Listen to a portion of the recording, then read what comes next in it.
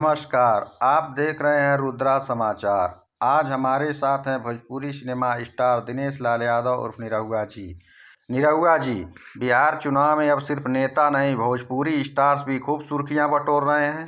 खेसारी लाल यादव ने हाल में कहा कि मनोज तिवारी और रवि किशन ने भोजपुरी का इस्तेमाल सिर्फ राजनीति के लिए किया। क्या कहेंगे आप इस पर? देखिए, सबसे पहले एक बात कह दूं, बोलने से पहले सोच लेना चाहिए। मनोज भैया और रवि भैया भोजपुरी इंडस्ट्रीज के वो नाम है जिन्होंने भोजपुरी को संसद तक पहुंचाया। भोजपुरी जब मर रही थी तो उसे जिंदा किया। आज भोजपुरी में सम्मान है, पुरस्कार है, पहचान है, तो उसमें उनका बहुत बड़ा योगदान है। हम सब कलाकार हैं, लेकिन राजनीति में भी जिम्मेदारी होती है। अगर हम अपने ही साथी कलाकारों पर तंज कसेंगे तो आने वाली पीढ़ी किसे आदर्श मानेगी। सुना है तेजस्वी यादव लगातार कह रहे हैं कि उनकी सरकार आएगी तो हर घर नौकरी देंगे। आपको लगता है ये संभव है? भाई, वादा करना आसान है, निभाना मुश्किल। कहाँ से वो हर घर में नौकरी देंगे? उतना तो बिहार का बजट भी नहीं है। आरजेडी ने 15 साल राज किया, तब बिहार के युवा बाहर कमाने क्यों गए? बीजेपी जो कहती है वो करती है। हमने सड़कें बनाई, कॉलेज खोले, ट्रेन चलाई। अब वो समय गया जब लोग भाषण से वोट दे देते थे। अब जनता काम देखती है। तेजस्वी ने ये भी कहा कि बीजेपी राम मंदिर बनवाने में आगे है लेकिन अस्पताल बनाने में पीछे। आप क्या कहेंगे?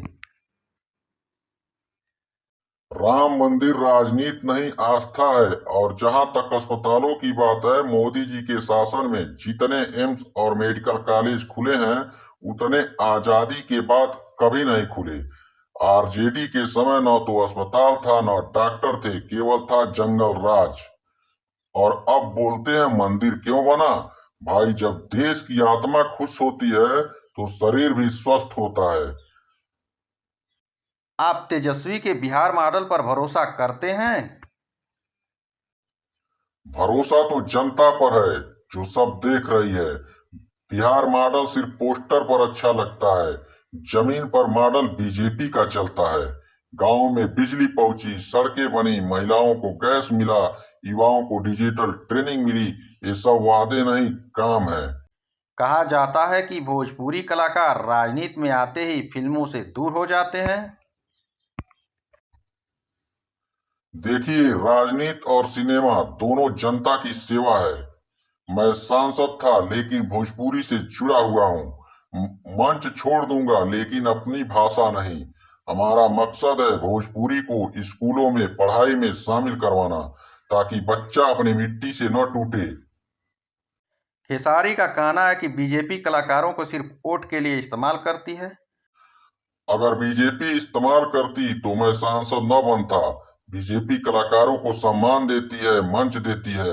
हमारे प्रधानमंत्री खुद कलाकारों की मेहनत को पहचानते हैं। खेसारी लाल को चाहिए कि आरोप लगाने से पहले तथ्यों को देखें और समझे कि भोजपुरी कलाकार का असली सम्मान किसने दिलाया। कुछ पार्टियां कहती हैं कि बीजेपी मंदिर की बात कर विकास से ध्यान भटका रही है। ये सबसे बड़ा झूठ है। राम मंदिर हमारे देश की आत्मा है और विकास उसका शरीर। बीजेपी ने दोनों पर काम किया। आज अयोध्या में राम मंदिर बन गया और उसके साथ पर्यटन, होटल, रोजगार भी आ रहा है। राम मंदिर से आस्था जुड़ी है और उससे अर्थव्यवस्था भी जुड़ रही है। लेकिन कुछ लोग सिर्फ आलोचना में ही व्यस्त हैं। बिहार के मतदाताओं से क्या कहना चाहेंगे आप? मैं बिहार की जनता से बस इतना कहूंगा, अब वक्त है वादे नहीं, विकास को वोट देने का। जो लोग केवल मन से बोलते हैं वो चुनाव के बाद गायब हो जाते हैं। बीजेपी वो पार्टी है जो जनता के बीच रहती है। तेजस्वी जी हर चुनाव में नया वादा लाते हैं, लेकिन बिहार के युवा अब समझदार हैं। और खेसारी लाल से बस यही कहूंगा, हम सब भोजपुरी के बेटे हैं। भोजपुरी की राजनीति की लड़ाई मत बनाओ। रवि भैया, मनोज भैया, सब एक परिवार हैं। जो बोलना है सोच कर बोलो, क्योंकि जनता सब समझती है। बहुत सटीक और साफ बात कही निरहुआ जी ने आप। भोजपुरी जोड़ती है, बांटती नहीं। राम मंदिर आस्था का प्रतीक है।